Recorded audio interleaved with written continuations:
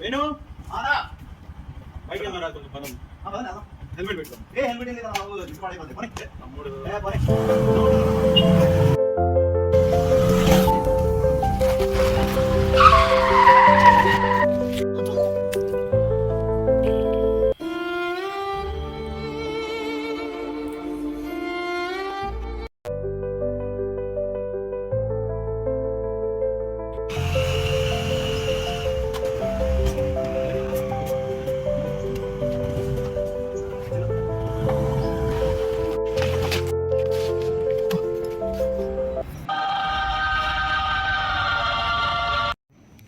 నువ్వు పోతే ఈ ప్రపంచానికి వచ్చే నష్టం ఏమీ లేదు.